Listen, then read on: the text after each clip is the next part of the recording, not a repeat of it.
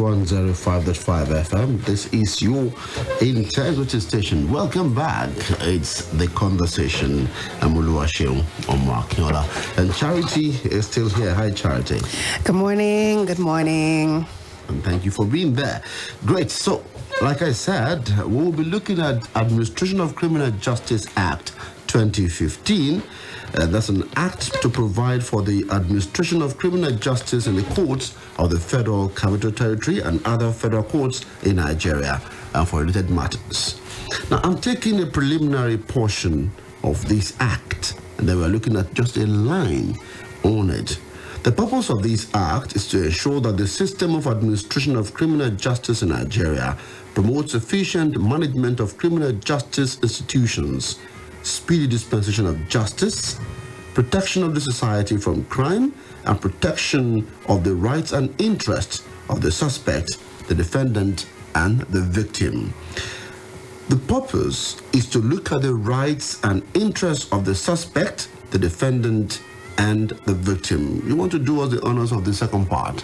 Yeah, well, the second part reads that the courts, law enforcement agencies, and other authorities or persons involved in criminal justice administration shall ensure compliance with the provisions of this act for the realization of its purposes. So what question will you be asking?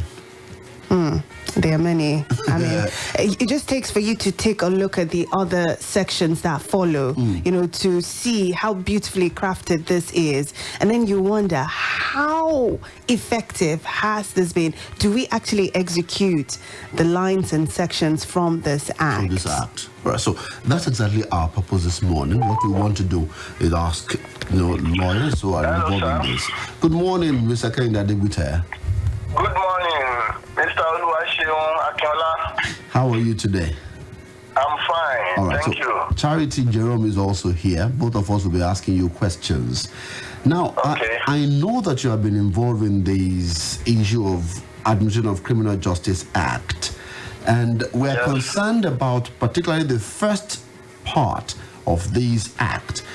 And could you talk about the purpose of the act? The last line in that paragraph 1 reads like something that will protect the rights and interests of the suspects, the defendant, and the victim. That's our own purpose this morning. But before we go to that nitty-gritty of the matter, tell us, how successful has this act been, in your strive to make it known and also to enforce it?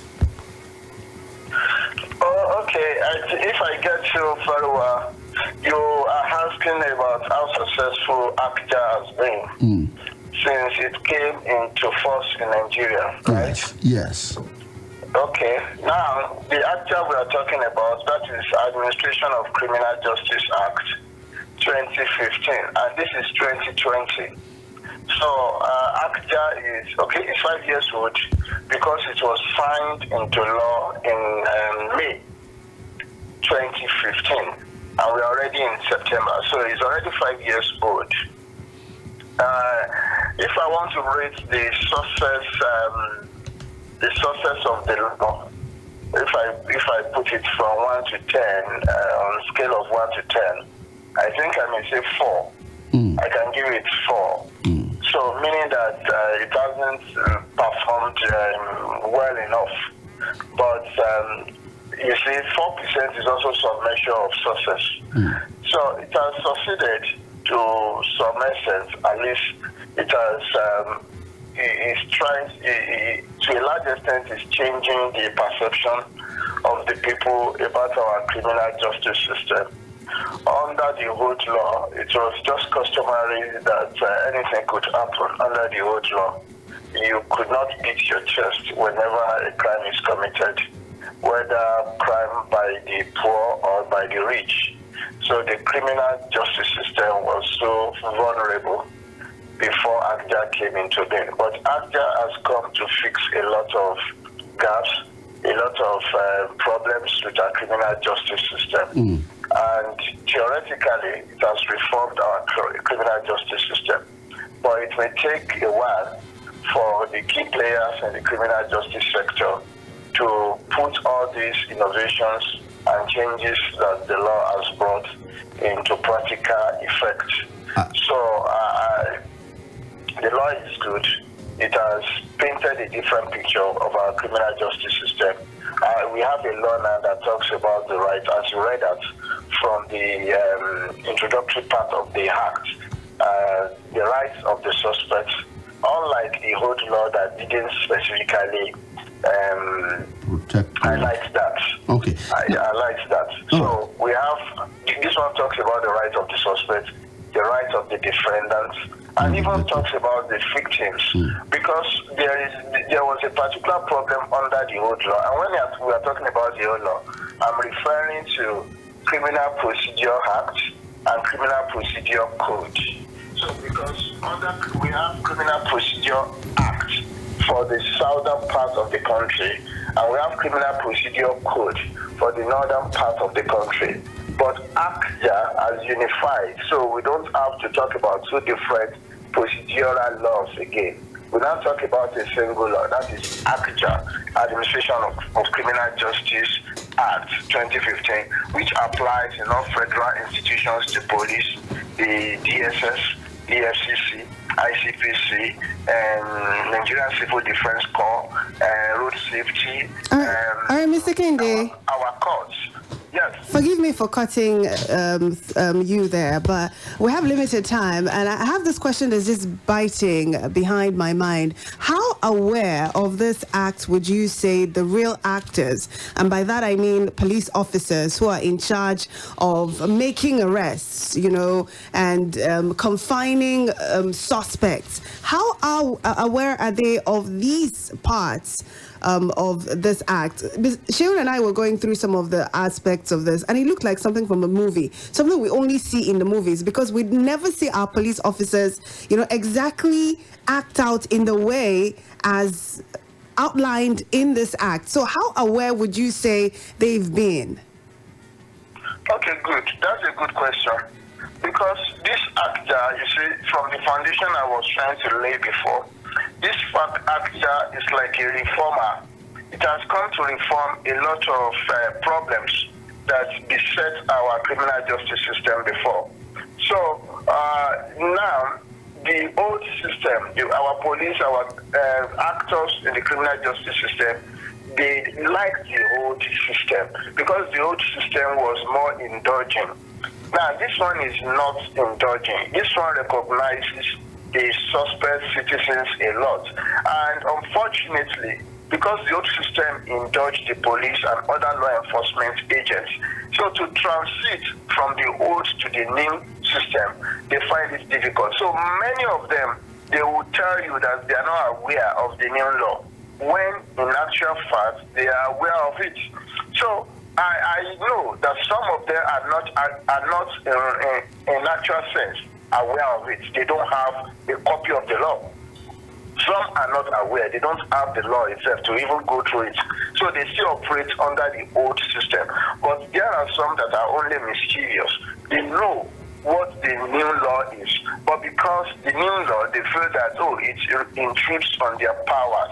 It's in faith, it takes so much of their powers away from them. So they don't want to operate under the new law. So they will still be telling you that, they don't even have a copy of the law. They don't even know what the law is all about. There is no awareness about the law. But I can tell you that different organizations are making frantic efforts to popularize the provisions of this law. If you go online, there are a lot of write-ups, a lot of lawyers and other public commentators writing about the innovative provisions of this act. So a lot of radio programs, just as we are doing, just last week, we had our bi-monthly meeting. And Mr. Akinola was also a participant in the virtual meeting that we had. And he was able to see other participants, other criminal justice actors who attended the meeting. So there is a high level of awareness, and I believe that many law enforcement agents, especially the police, they are aware. But being aware is one thing.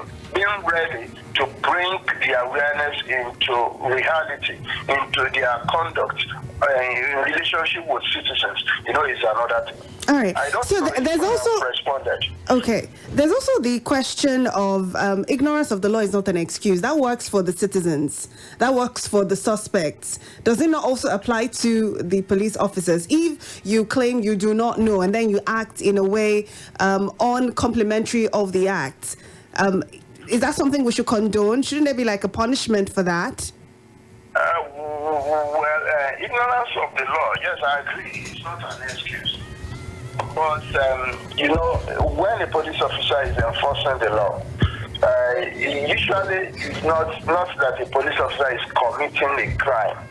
A police officer is enforcing the law. Whether he's enforcing the law rightly or wrongly is another issue. Now, if he's enforcing the law wrongly, and there is now a legal liability arising from that wrong execution of the law.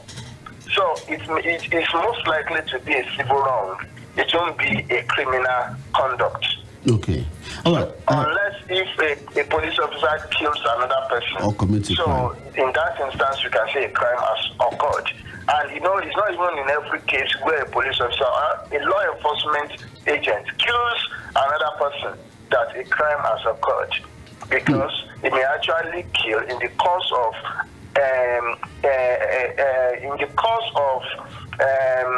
enforcing reasonable force. Okay. They have the power under the law to apply. Let me put it this way: in the course of applying reasonable force.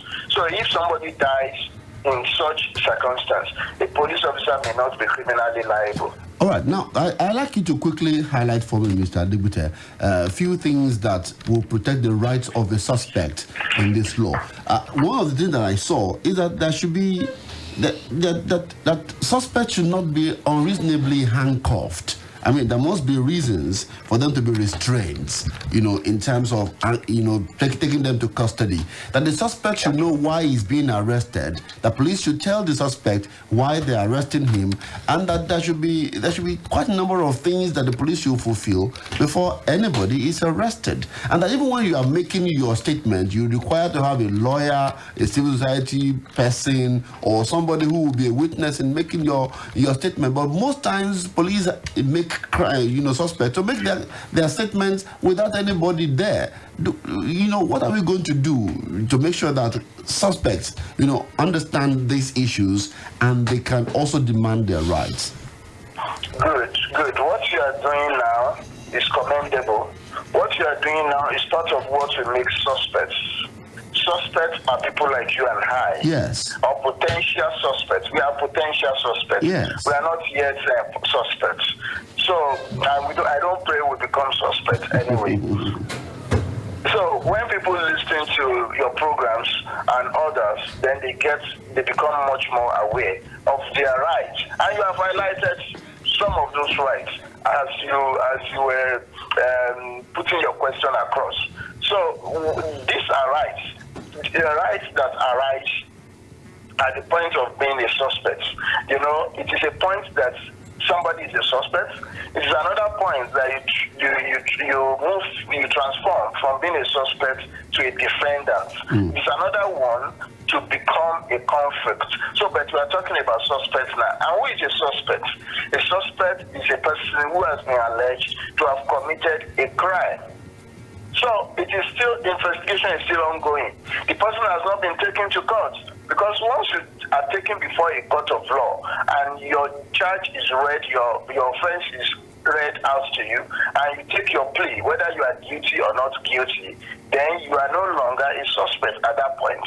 You become a defendant. So it's good to draw that distinction. Now, at the point of being a suspect, we talk about issue of arrest will arise. At the point of being a suspect, issue of detention will arise.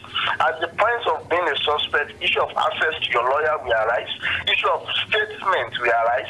Issue of even bail will arise. So, and there are rights at each of these levels. So let's start from the point of arrest. Are you hearing me? Yes, just help me round off with it quickly. Yes, I know, because it's much, I know. So, at the point of arrest, you are supposed by law to be notified of the reason for your act. But you may not be notified if you are arrested while you are committing a crime. Yes. So because you already know what you are doing, so there is no need to inform you in that instance. Then you should also be informed of your right to keep quiet, to keep silent, not to say anything. But if you choose to say anything, you have the right to say.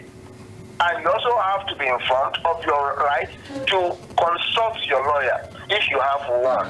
So, and if you don't have a lawyer, you can consult family member. You can consult anybody just to be there while the investigation or you are being interrogated. When that one is going on, then your statement.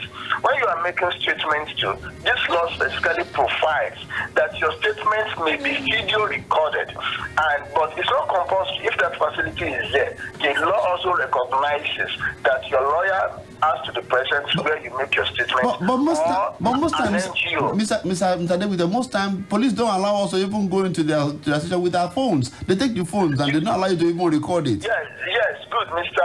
Akinola. You know, I said that they are still battling with the old system. They are just embracing the new law. This new law is 5 years old. The old system under which they had operated started from the colonial time. So, and you know, you and I, we agree that old habits die hard. Okay. So, Mr. David, I know. With time awareness increased. Yes. With time, they will embrace the new requirements of the law. I've been asked to round up, but let me ask this last question. Are we going to have a possibility of translating ACJA into the languages that we understand more, Yoruba, Hausa, Igbo, and other languages of Nigeria descent? Yes. Yes, I know governments may not do that, but there are a number of non-governmental organizations that are keenly interested in doing that. I'm aware that FIDA in Oyo State under Mrs. Collins has done something like that. I'm aware that they have translated ACJA from English to Yoruba language. I'm sure of that. And I will not be surprised if some other organizations that I don't know of now, either in Lagos, in Enugu, in Abuja, in other places, are doing something like that. And personally, on my own too, I'm also preparing a material that, even though it's in English, but it will be broken down in such language, in such simple language that ordinary people who are not lawyers can read and comprehend very well. We will continue to, speak with you, interface with you and your organizations on this matter. Mr. Barrister David, thank you for speaking with us this morning. Thank you. Well done, sir. Thank you so much. All right, so we'll take a break. When we come back, Professor Oluwaseun Jerome will be our guest, and together we'll be talking about the community policing by the federal government. Stay with us.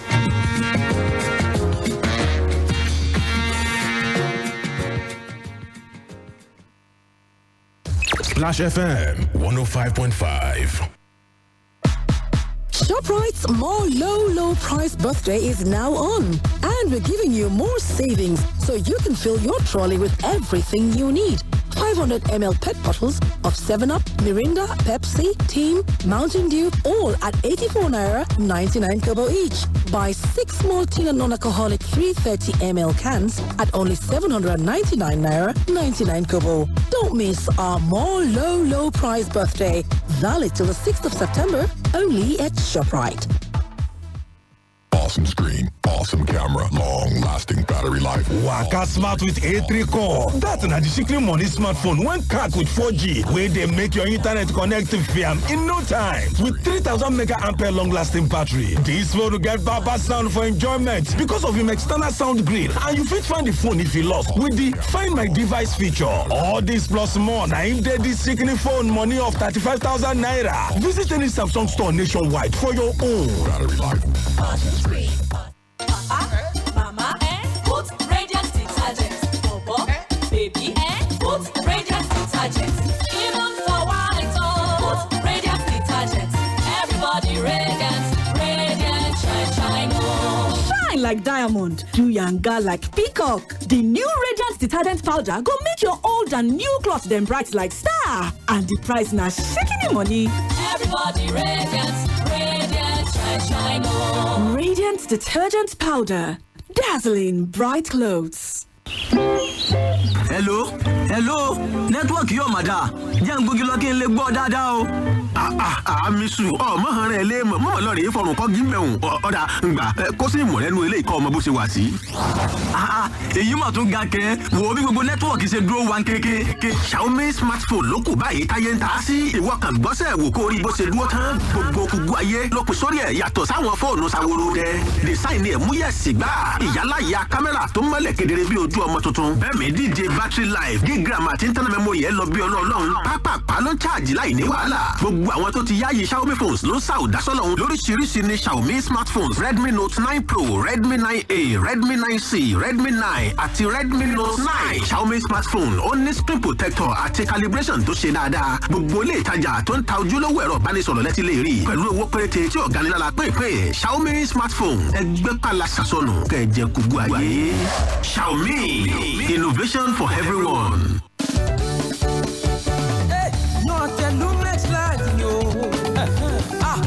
Àgbájọpọ̀ iṣẹ́ ògidì méjì inú rẹ̀ ìlera dé agbára dé Àtẹlùmẹ̀x dé Àtẹlùmẹ̀x oríṣi méjì ní ẹ̀yà Àtẹlùmẹ̀x olómi oníhóró Àtẹlùmẹ̀x gbẹlura ìlera dé Àtẹlùmẹ̀x. Àní ẹ̀yàn Àtẹlùmẹ̀x oníhóró tàbí olómi láàyò àgbájọpọ̀ iṣẹ́ Àtẹmítà àti Lumefantrin ní láti iléeṣẹ́ Abla tó ń ṣe ògidì òògùn tí ò lábàwọ́n. Àtẹlùmẹ̀x wà ní àwọn fámísì àdúgbò rẹ̀ ṣùgbọ́n tápẹ́rẹ́ ibà tirẹ̀ kò bá lọ lẹ́yìn ọjọ́ mẹ́ta lọ rí dókítà rẹ̀ fún àyẹ̀wò. Máa ka ìwé pélébé inú pálí òògùn rẹ̀ nígbà gbogbo.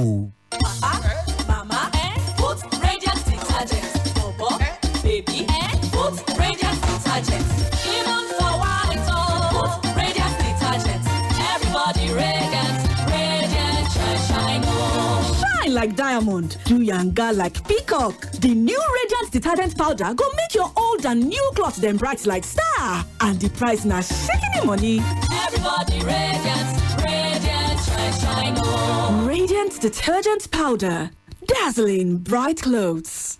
My people, now the turn of the Johnson's family go totori us. I'm breaking all limits. Now me be the number one man left for this world. I turn challenges into opportunities. Now me go be the next world. Biofit Vitamin B complex na the correct tonic for the family. E get vitamin B1, B2 and B6 wey go help pikin grow well and e dey help women wey get belle to dey strong kakaraka. Give your family Biofit Vitamin B complex make dem for dey strong and happy all the time. Biofit Vitamin B complex na to make family dey kampe. Na daily need industries dey do am. If after 3 days e no better, go see a doctor.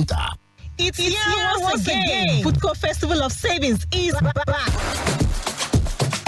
With incredible rock bottom prices on your favorite items, free meal voucher. Wow, for 10,000 naira shopping and above. Check out our amazing prices. Malta Guinness can 33cl pack of 6 for 785 naira. No chicken seasoning cube pack of 40 for 500 naira. Golden Moon 450 gram for 640 naira. Eva Water 50cl pack of 12 for 640 naira. Honeywell Macaroni Cavito 500 gram for 175 naira. So, what are you waiting for? Start shopping. Take advantage of Foodco Festival of Savings and enjoy a fiesta of low prices on your favorite drinks, groceries, and spices in all our stores. Promo runs from 27th August to September 6, 2020. Foodco Festival of Savings offers valid while stock lasts. Terms and conditions apply.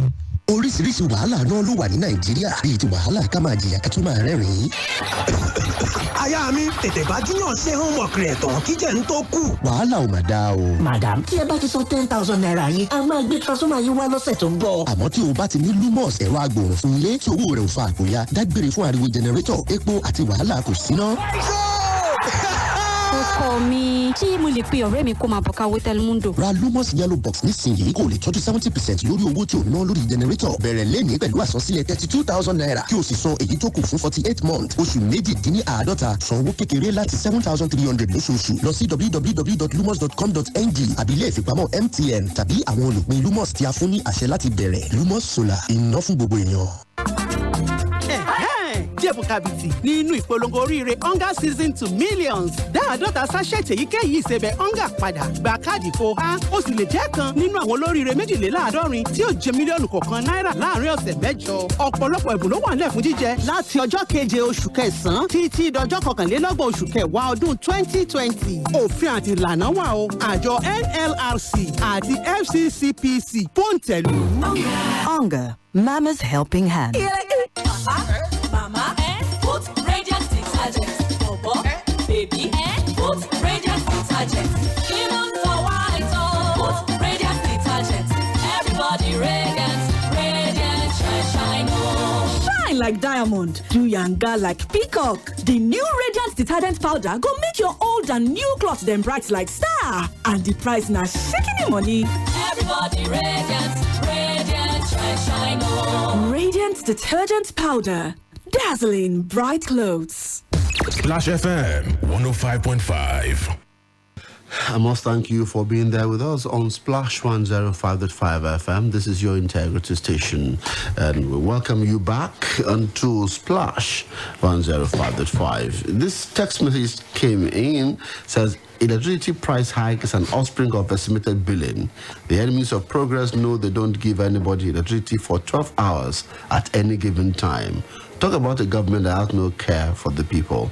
Thanks. That's coming from Newton this morning. So I wish that we could take more messages on that, but we have to move on the program. Now, I was talking about the plan of the federal government to spend 13.3 billion naira for the takeoff of community policing initiatives across the country. We're going to have police constables who will not be carrying guns. They will not be beyond the ages of 21 to 50. They will be involved in some very minimal job. At least 50 volunteers will be recruited from each of the 774 local government areas of the country to support the community policing policy of the federal government. They will be using the police uniform, but different shade, as it were, and they will also be involved in different other aspects of policing work in Nigeria. Now, people have been asking questions concerning this, so we want to talk about it with a police expert, as you might want to say. But let me start from Charity. Charity, these police constables, what are your own views? Quickly.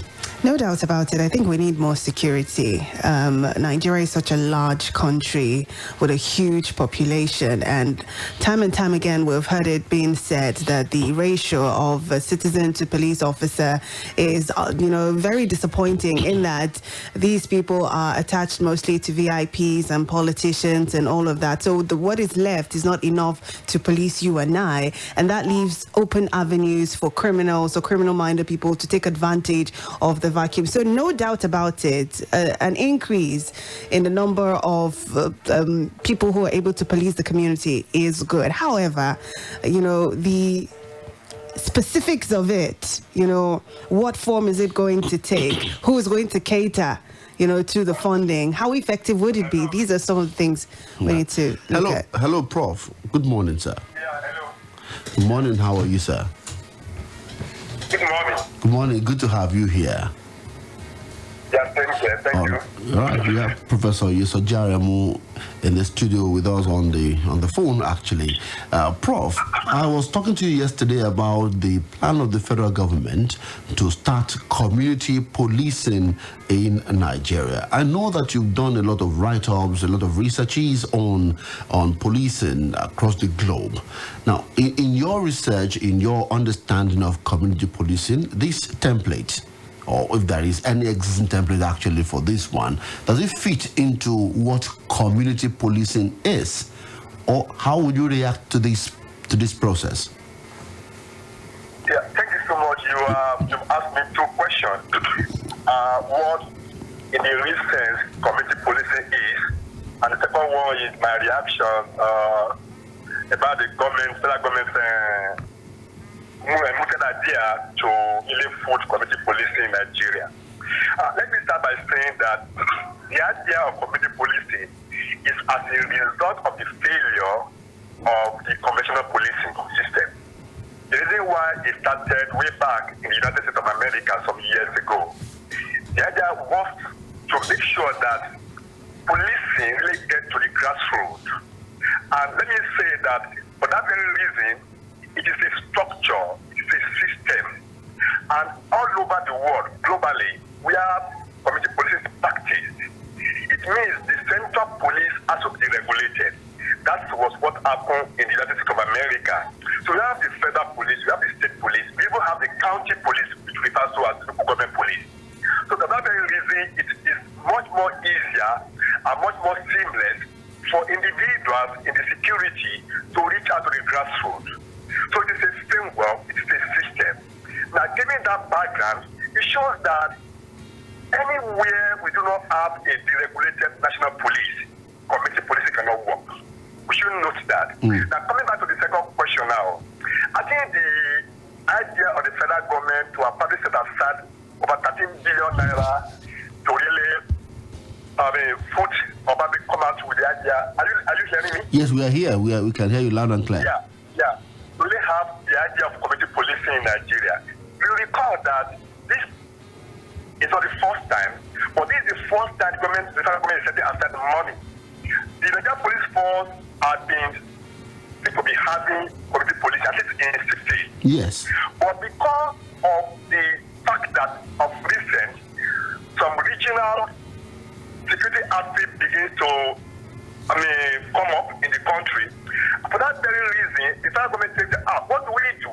So to me, it's an afterthought on behalf of on the part of the federal government to have said that now they want to set aside billions of naira and give this money to the state to vote or to have community policing. In essence, the federal government is trying to probably a kind of making sure that what was mooted in terms of regional security, right here I'm referring to Amateku. And you know what? In the south and the southeast, they are also planning the same idea, even in the north. For them to be able to checkmate that idea, that vision, so they're going to start coming out with the idea of community policing and probably setting aside money for it. And again, to me, it cannot work. For us to be able to have community policing, the real sense of it and the way it is practiced seamlessly, the national police has to be regulated. As long as federal government still hold tight to the federal system of government, so the federal police we have, structure we have, then we cannot have community policing. For us to have that, we must have state police. Then even at the level of state police, we don't have the local police, which also refer to as grassroots policing. So in Italy, what you are saying that for community policing to work, and to make it work for people to really embrace it and see it as a system of security, then we must deregulate the national police structure. So what I heard you say, actually for me, is that you have said that we need, what you have told me sometimes at different interviews, is multi-level policing. Yes, multi-level policing. Yeah, we have the federal police, the state police, local government police, even talking about institutional policing. Okay. So that one referred to as multi-level policing. My colleague is here. Yes. Good morning, Professor. Good morning. All right, sir. My own question is, what would you say is the most effective type of community policing? I know you've said multi-level policing, but when we're talking community policing in Nigeria, a lot of different people have their different definitions of what community policing is. And as such, it is hard to know which one the government is going to go, because different people have different variations of what that means to them. What is the most effective form of community policing that can work for a country as diverse as ours? Yeah, thank you so much. The most effective community policing system that can work for us, like I did say the other time, is for us to deregulate the national police. When we have the IG who oversees all the 36 states in Nigeria through the CPs, we have the CPs who claim to know all the local governments through the DPOs, then it cannot work. So what we need to do is to have state police structure. Then we don't have from the state, we don't have the local police structure. But right now, I must be very honest, we cannot have, at least it cannot be all states adjunct at the same time. But let's deregulate, let's not have the state police. From the state police structure, talk about grassroots policing. But now we are having that, then we are making policing and security system and the grassroots more seamless than what we have right now. All right, let's talk about who constitutes this community policing. People from the grassroots. The government has said they're going to be within the age of 21 to 50. There are other factors to be considered. What would be your advice as to the type of people who should be selected to make up this crop of community policemen? Yeah, because of the diverse nature of our system and our system and culture, I've been hearing so many things, about even the unorthodox approach towards it. If you are in other climes, we're talking about able young men and women constituting the community policing structure. Of course, the age range of 20-something, maybe 21 is still okay, but down to age 50, I only support that. If it's between age 20, 21 to around 30-something, it is okay. Because we're talking about people that want to go to the system, to the structure, to the grassroots, to the community, to the neighborhood, to be able to carry out effective policing system. Then we can talk about that. Then the other aspect is this. So in other words, we have to be dynamic about it. Because we have the agbekoyas, we have the other security outfits, who can also do this work. So for that very reason, it could be a kind of an assemblage of able young men, then with these people as well, and they can collaborate, a kind of relating together, instead of having a nexus to be able to secure our community. And I will advocate that for now, until we get it to the place in which we would have very well and a kind of a good structure of community policing. That is only when we have a deregulated national police. Okay. Now, Prof, I am concerned about the fact that government wants to start this. They want to recruit new people. But we have an organization called Peace Corps who had wanted to be involved in the policing, of our environment. Why shouldn't government be looking in the side of this Peace Corps that is already established and probably harness them? Yes, thank you so much. Yes, the idea of Peace Corps has been with us for many years now. It has gone, the bill for Peace Corps has gone to the National Assembly for one reason or the other. It has not seen the light of the day. You will recall that the Civil Defense Corps also came out from the police structure. And not only that, we have other organizations that also came out from the police structure. The Nigerian police is the fourth security outfit in Nigeria. Then from there, we now have other security outfits coming out from the Nigerian police, especially the Civil Defense Corps. So the people in charge of the police, and of course, who believe so much in the police system in Nigeria as it is now, do not want this call to see the light of the day. I quite agree with you. We would have had a very ready-made structure if we make use of this call. So I think if the federal government would think very well, of course, look inward, instead of having more money, spending more money, that is structure on God already talking about this call in Nigeria, which we can use of just a matter of training them, taking them more aboard, and streamlining this peace call in the realm of community policing structure that we've been talking about. Then we now have a seamless system in Nigeria. Professor Jerome, thank you for your time this morning. I know that we had to bust into your show. Thank you so much. All right. Thank you very much. Have a wonderful day. All right. So that was Professor Jerome there. We need to round off our thoughts. So what do you think?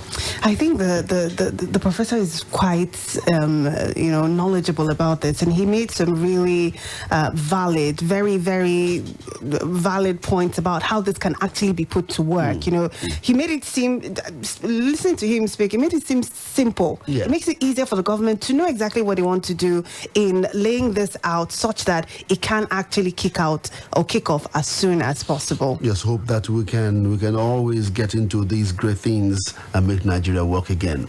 Maybe if you have one or two persons who want to make contribution, I hope if we have one or two persons, we can take them. 0809-155-1055, 0805-699-8678, at 0706-949-3000. If any call comes in, we will take it, or else we have to sign out right away.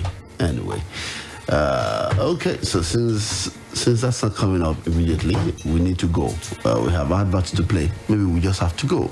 Charity. Yeah, it's been an interesting morning. I look forward to doing it again some other time. And Oluwaseun, Akinola, have a wonderful Wednesday. Bye for now.